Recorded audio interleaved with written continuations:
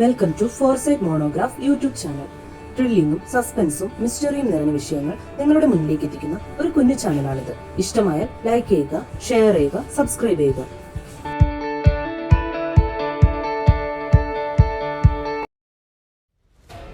വയനാട്ടിൽ പണ്ട് ഒരു ദുർമന്ത്രവാദി ജീവിച്ചിരുന്നു. വയനാടൻ തമ്പാൻ എന്നായിരുന്നു അദ്ദേഹത്തിന്റെ പേര്.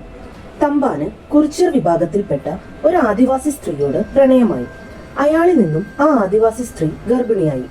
എന്നാൽ അവരുടെ വിവാഹം നടന്നിരുന്നില്ല. വിവാഹം കഴിക്കാതെ ഗർഭിണിയായ അവളെ അവളുടെ സമുദായം ഊരുവിലക്കി ഭ്രഷ്ട് കൽപ്പിച്ച് പുറത്താക്കി. സാധാരണഗതിയിൽ വിവാഹം കഴിക്കാതെ അവരുടെ സമുദായത്തിൽപ്പെട്ട ഒരു സ്ത്രീ ഗർഭിണിയായാൽ ആ തെറ്റിന് അവളെ കൊന്നു കളയുകയായിരുന്നു പതിവ്.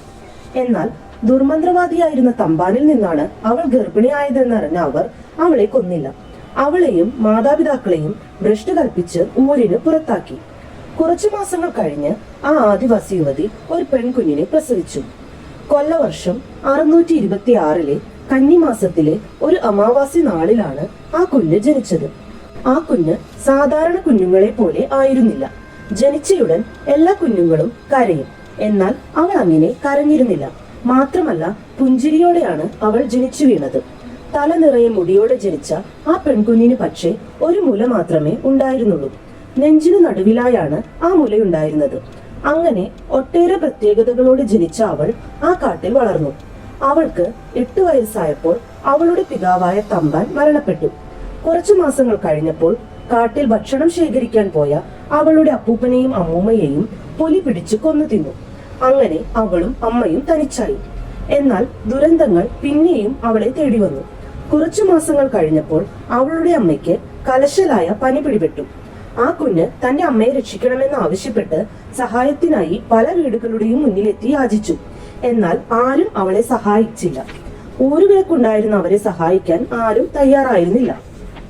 അങ്ങനെ അവളുടെ അമ്മയും ചികിത്സയൊന്നും കിട്ടാതെ മരണപ്പെട്ടു. അങ്ങനെ ആ പെൺകുട്ടി ഒറ്റയ്ക്കായി. എന്തു ചെയ്യണമെന്ന് അവൾക്കറിയില്ലായിരുന്നു.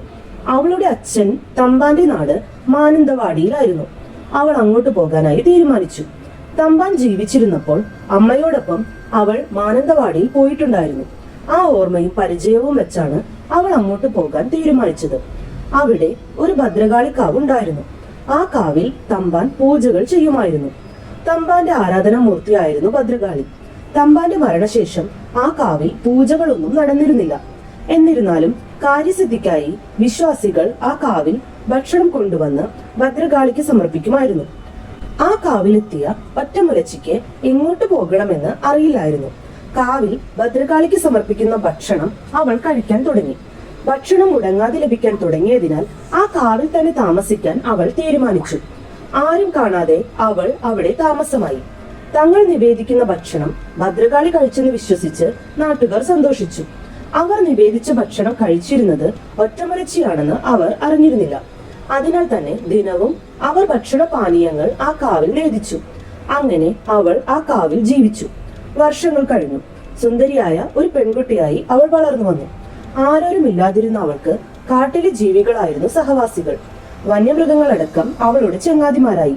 കാട്ടുപോത്തിനോടും പുലിയോടും ആനയോടുമൊക്കെ മല്ലിട്ടും കളിച്ചും അവൾ ആ വന്യമൃഗങ്ങളോടൊപ്പം വളർന്നു. അങ്ങനെ ഇരിക്കെ പുറംനാട്ടിൽ നിന്നും 3 യുവാക്കൾ ആ കാവിൽ എത്തിച്ചേർന്നു. അവർ സുന്ദരിയായ ഒറ്റമുലച്ചിയെ കണ്ട ഉടനെ ആ സുന്ദരിയെ പ്രാപിക്കാൻ അവർ ആഗ്രഹിച്ചു. അവർ അവളെ ബലാത്സംഗം ചെയ്യാനായി തീരുമാനിച്ചു. അവളെ ബലം പ്രയോഗിച്ച് കീഴ്പ്പെടുത്താൻ ശ്രമിച്ചു. എന്നാൽ അവർക്ക് അവൾ ആരാണെന്ന് അറിയില്ലായിരുന്നു. വന്യമൃഗങ്ങളോടൊപ്പം മല്ലിട്ട് വളർന്ന അവൾക്ക് ആ 3 യുവാക്കൾ ഒരു ഇരകളെ ആയിരുന്നില്ല. അവൾ അവരെ മൂവരെയും വധിച്ചു. അവരുമായി മൽപ്പിടുത്തം നടത്തി ക്ഷീണിച്ച ഒറ്റമുലച്ചി ദാഹം തീർക്കാനായി ആ യുവാക്കളുടെ രക്തം ഊറ്റിക്കുടിച്ചു. മൃഗങ്ങൾക്ക് അവരുടെ മാംസവും ഭക്ഷിക്കാൻ കൊടുത്തു. അങ്ങനെ രക്തത്തിന്റെ രുചിയറിഞ്ഞ അവൾക്ക് രക്തത്തിനോട് കൊതി തോന്നി. എന്നാൽ കാട്ടിലെ മനുഷ്യരെ അവൾക്ക് ഉപദ്രവിക്കാൻ തോന്നിയില്ല. നാട്ടിലെ യുവാക്കളുടെ രക്തം കുടിക്കാനാണ് അവൾ ആഗ്രഹിച്ചത്. അതോടെ നിവേദ്യമായി കിട്ടിയ ഭക്ഷണം അവൾ കഴിക്കാതെ ആയി. എങ്ങനെയെങ്കിലും നാട്ടിലെ യുവാക്കളുടെ രക്തം കുടിക്കണമെന്ന് അവൾ ഉറപ്പിച്ചു. അതിനായി അവൾ കാത്തിരുന്നു.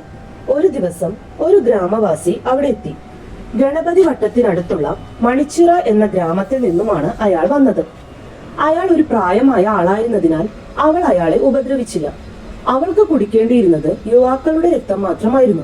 അതിനാൽ അവൾ അയാൾ അറിയാതെ അയാളെ പിന്തുടർന്ന് ഗ്രാമത്തിലെത്തി.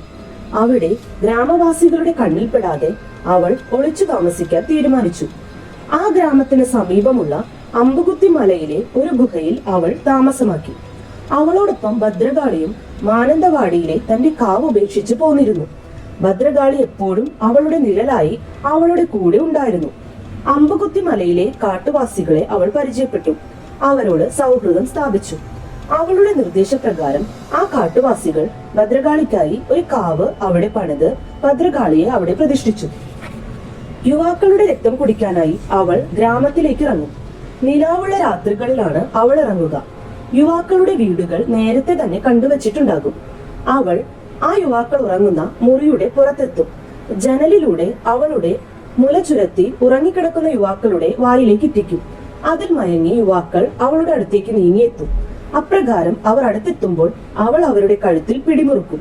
അങ്ങനെ അവരുടെ രക്തം മുഴുവൻ ഊറ്റിക്കുടിക്കും. അങ്ങനെ രക്തം വാർന്ന് അവർ മരിക്കും. എല്ലാ പൗർണമി ദിനങ്ങളിലും ഇത് പതിവായി. 18 വയസ്സിന് മുകളിലുള്ളതും വിവാഹം കഴിക്കാത്തതുമായ യുവാക്കളുടെ രക്തം മാത്രമേ അവൾ കുടിക്കൂ.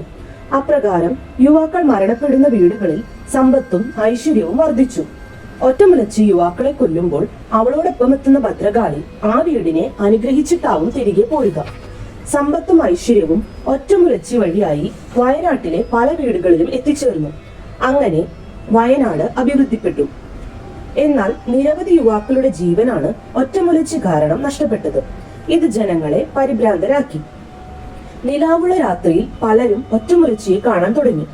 ഒറ്റമുലച്ചിയാണ് ഈ മരണങ്ങൾക്ക് പിന്നിലെന്ന് പതിയെ പതിയെ അവർ മനസ്സിലാക്കി. ഏത് വിധേനയും അവളെ തളയ്ക്കാൻ അവർ തീരുമാനിച്ചു. എന്നാൽ കാട്ടുപോത്തിന്റെ ശക്തിയും ഭദ്രകാളിയുടെ സാന്നിധ്യവുമുള്ള അവളെ തളയ്ക്കുക നിസ്സാര കാര്യമല്ല എന്ന് അവർക്കറിയാമായിരുന്നു. എന്നിരുന്നാലും പലരും അവളെ വകവരുത്താനായി എത്തി. അവളെ തളക്കാൻ ശ്രമിച്ചവരെയെല്ലാം അവൾ വധിച്ചു.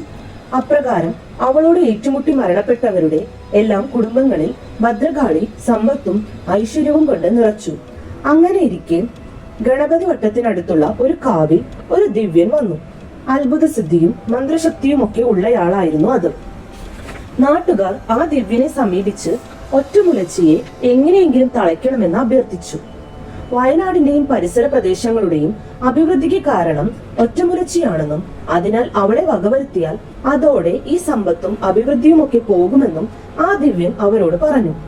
എന്നാൽ നാട്ടുകാരുടെ തീരുമാനം ഉറച്ചതായിരുന്നു. യുവാക്കളെല്ലാം ഒന്നൊന്നായി മരണപ്പെട്ടിട്ട് ഈ സമ്പത്ത് കൊണ്ട് എന്ത് കാര്യം എന്നാണ് അവർ ചിന്തിച്ചത്. അവർ എന്തു വന്നാലും ഒറ്റമുലച്ചിയെ വകവരുത്തണമെന്ന് ആ ദിവ്യനോട് ആവശ്യപ്പെട്ടു. എന്നാൽ തനിക്ക് അവളെ ഒന്നും ചെയ്യാനാവില്ല എന്ന് അദ്ദേഹം മറുപടി പറഞ്ഞു. അത് കേട്ട് നാട്ടുകാർക്ക് നിരാശയും സങ്കടവുമായി. അവരുടെ വിഷമം കണ്ട ദിവ്യൻ കുറച്ചു നേരം ധ്യാനിച്ച ശേഷം ഒറ്റമുലച്ചിയെ തളക്കാൻ പരിഹാരമാർഗം നിർദ്ദേശിച്ചു. 18 വയസ്സ് തികയാത്ത നിത്യബ്രഹ്മചാരിയായ ഒരാൾക്ക് അവളെ തളയ്ക്കാൻ കഴിയുമെന്നും 18 തികയാത്തവരെ അവൾ ഉപദ്രവിക്കില്ല എന്നും അദ്ദേഹം അവരെ അറിയിച്ചു. അങ്ങനെ ഒരാളെ കണ്ടെത്താൻ നാട്ടുകാർ ചർച്ച ആരംഭിച്ചു. എന്നാൽ അയാൾക്ക് മന്ത്രവിദ്യകളും വശമുണ്ടാവണമെന്ന ദിവ്യന്റെ വ്യവസ്ഥ കേട്ട നാട്ടുകാർ നിശബ്ദരായി. അപ്രകാരമുള്ള ഒരാളെ അവർക്ക് ആർക്കും അറിയില്ലായിരുന്നു. വിഷമിച്ചിരുന്ന ആ നാട്ടുകാരോട് ദിവ്യൻ തന്നെ ഒരാളെ കുറിച്ച് പറഞ്ഞു കൊടുത്തു. പക്ഷേ അതൊരു ചെറിയ ബാലനാണ്. മാതാപിതാക്കൾ സമ്മതിച്ചാലേ കാര്യം നടക്കൂ എന്ന് അദ്ദേഹം പറഞ്ഞു. എന്നാൽ അത് എങ്ങനെയെങ്കിലും നടത്തിയെടുക്കാമെന്ന് നാട്ടുകാർ ഉറപ്പിച്ചു. പക്ഷെ പിന്നീട് ബാലന്റെ പേരും ദേശവും കേട്ട നാട്ടുകാർ വീണ്ടും ഞെട്ടി. ദാമോദരൻ എന്നായിരുന്നു ആ ബാലന്റെ പേര്. തിരുവിതാംകൂർ രാജ്യത്തിന്റെ ഭാഗമായിരുന്ന ചെങ്ങന്നൂരിലെ തേവലശ്ശേരി കുടുംബാംഗമായിരുന്നു ആ ബാലൻ. അത്തരമൊരു പേര് കേട്ടിട്ടില്ലാത്തതിനാലും ആ കാലത്ത് വയനാട്ടിൽ നിന്നും തിരുവിതാംകൂറിൽ എത്തുക എന്നതും ഇന്നത്തെ പോലെ നിസ്സാര കാര്യമല്ല എന്നതുകൊണ്ടുമാണ് നാട്ടുകാർ ഞെട്ടിയത്. എങ്ങനെ തിരുവിതാംകൂറിൽ എത്തുമെന്ന് ആ നാട്ടുകാർക്ക് അറിയില്ലായിരുന്നു. വഴിയെല്ലാം താൻ പറഞ്ഞു തരാമെന്ന് ആ ദിവ്യൻ പറഞ്ഞു. കൂടാതെ രാത്രി വേണം യാത്ര ചെയ്യാനെന്നും അദ്ദേഹം നിർദ്ദേശിച്ചു. ശ്രദ്ധിക്കേണ്ട പല കാര്യങ്ങളും അദ്ദേഹം പറഞ്ഞു കൊടുത്തു. അങ്ങനെ കാട്ടുവഴികൾ അറിയാവുന്ന 50ഓളം കുതിരകളുമായി ചെറുപ്പക്കാർ തിരുവിതാംകൂറിലേക്ക് യാത്ര തിരിച്ചു. രാത്രിയിൽ നക്ഷത്രങ്ങളെ നോക്കി ദിശ മനസ്സിലാക്കിയാണ് അവർ യാത്ര ചെയ്തത്. അങ്ങനെ ദിവസങ്ങൾ പിന്നിട്ട് അവർ തിരുവിതാംകൂർ കൊട്ടാരത്തിലെത്തി. രാജാവിനെ കണ്ട് കാര്യങ്ങൾ ബോധിപ്പിച്ചു. അദ്ദേഹം എല്ലാം കേട്ട ശേഷം ഒരു സന്ദേശം താളിയോലയിൽ എഴുതി അവർക്ക് നൽകി അത് തേവലശ്ശേരി ഇല്ലത്തെത്തിക്കാൻ പറഞ്ഞു. അങ്ങനെ അവർ ഇല്ലത്തെത്തി ആ താളിയോല അവിടുത്തെ കാരണവർക്ക് നൽകി. കുട്ടിയെ അവരോടൊപ്പം വിടുമോ എന്ന ഭയം അവർക്കുണ്ടായിരുന്നു. എന്നാൽ ആ താളിയോല വായിച്ച കാരണവർ ഉടനെ തന്നെ ബാലനെ അവർക്കൊപ്പം അയക്കാൻ സമ്മതമാണെന്ന് അറിയിച്ചു. ആ കുടുംബത്തിന്റെ പ്രധാന ആരാധനാമൂർത്തിയായ ഭദ്രകാളിയുടെ ഒരു രക്ഷ അവന്റെ കഴുത്തിൽ അണിയിച്ചും അവന്റെ കുടുംബാംഗങ്ങൾ അവനെ അവരോടൊപ്പം പറഞ്ഞയച്ചു. അങ്ങനെ ആ കുട്ടി വയനാട്ടിലെത്തി. അടുത്ത ദിവസം തന്നെ കർമ്മങ്ങൾ ആരംഭിച്ചു. എന്നാൽ ഒരാഴ്ച കർമ്മങ്ങൾ ചെയ്തിട്ടും ഒറ്റമുലച്ചിയെ തളയ്ക്കാൻ കഴിഞ്ഞില്ല.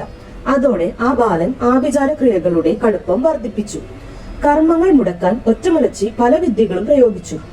അവൾ അവിടെ മുഴുവൻ നിർത്താതെ മഴ പെയ്യിച്ചു. എന്നാൽ ആ ബാലനും നിസ്സാരക്കാരനായിരുന്നില്ല. പൂജ ചെയ്യുന്നിടത്ത് മാത്രം മഴ പെയ്യിക്കാൻ അവൾക്കായില്ല. അത് അവളെ ദേഷ്യം പിടിപ്പിച്ചു. അവൾ ഒരു കൊടുങ്കാറ്റായി ആഞ്ഞു വീശി.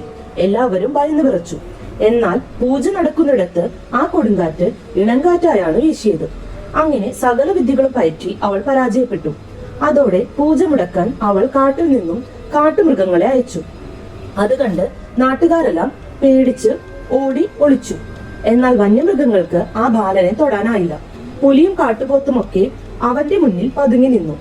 ഭദ്രകാളിയുടെ രക്ഷ ധരിച്ചിരുന്ന ആ ബാലനെ അവർക്കൊന്നും ചെയ്യാൻ കഴിയില്ലായിരുന്നു. അങ്ങനെ കർമ്മങ്ങൾ തുടർന്ന ബാലന് ഒറ്റമുലച്ചിയുടെ ശക്തിയുടെ രഹസ്യം ഭദ്രകാളിയാണെന്ന് മനസ്സിലായി. അതറിഞ്ഞ ബാലൻ ഭദ്രകാളിയെ തന്നെ ആവാഹിച്ചു. അതോടെ ഒറ്റമുലച്ചിയുടെ ശക്തി പൂർണ്ണമായും ഇല്ലാതായി. അന്ന് കന്നിമാസത്തിലെ പൗർണമി നാളായിരുന്നു. പൂജ ആരംഭിച്ച് 11ാം ദിവസം. അന്ന് പൂജ മുറുകിയപ്പോൾ കാട്ടിൽ നിന്നും അലറി വിളിച്ചുകൊണ്ട് ഒറ്റമുലച്ചി എത്തി. ശക്തിയെല്ലാം ക്ഷയിച്ച് സൗന്ദര്യമെല്ലാം പോയി വിരൂപരൂപത്തിലായി തീർന്നിരുന്നു അവൾ. മഴയും ഇടിമിന്നലുമുള്ള ആ പൗർണമി രാത്രിയിൽ നാട്ടുകാരെല്ലാം അവളെ കണ്ട് ഭയന്ന് വിറച്ചു. ബാലന്റെ അടുത്തേക്ക് ആക്രമിക്കാൻ പാഞ്ഞെത്തിയ അവളെ അവൻ കൈനീട്ടി നിശ്ചലയാക്കി. തുടർന്ന് ഒരു കല്ലിൽ പിടിച്ചുകിട്ടി.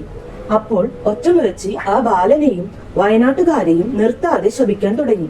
ഇത് കേട്ട ജനങ്ങൾ അവളെ കൊല്ലാനായി പാഞ്ഞെടുത്തെങ്കിലും ആ ബാലൻ അത് തടഞ്ഞു. അവൾ ശാപം തുടർന്നു.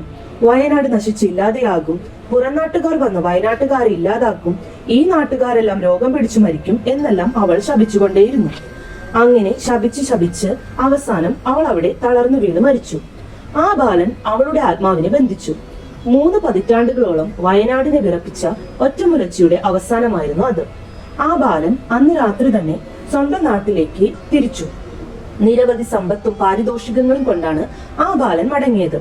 പിൽക്കാലത്ത് മഹാമാന്ത്രികനായി തീർന്ന തേവലശ്ശേരി നമ്പിയായിരുന്നു ആ ബാലൻ. എന്നാൽ ഒറ്റമുലച്ചിയുടെ ശാപം ആ മഹാമാന്ത്രികനെ വെറുതെ വിട്ടില്ല. നിന്നോട് കൂടെ നിന്റെ വംശം നശിച്ചു പോകട്ടെ എന്ന ഒറ്റമുലച്ചിയുടെ ശാപം ഫലിച്ച് തേവലശ്ശേരി നമ്പിയുടെ വംശം തന്നെ അദ്ദേഹത്തോടൊപ്പം ഇല്ലാതെയായി. അതുപോലെ തന്നെ വയനാടിനെയും നാട്ടുകാരെയും ആ ശാപം തകർത്തു കളഞ്ഞു. വയനാട്ടുകാരുടെ സമ്പത്തൊക്കെ നഷ്ടമായി. രോഗം ബാധിച്ച് നിരവധി പേർ മരിച്ചു. പുറനാട്ടുകാർ വയനാട് കയ്യേറി വയനാട് മുഴുവൻ കൈവശപ്പെടുത്തി. അങ്ങനെ ഒറ്റമുലച്ചിയുടെ ശാപമെല്ലാം ഫലിച്ചു. ഇന്നു പക്ഷേ തന്റെ ഭക്തർക്ക് അനുഗ്രഹം നൽകുന്ന ദേവിയും അമ്മയുമായി ഒറ്റമുലച്ചിയെ ആരാധിച്ചു പോരുന്നു.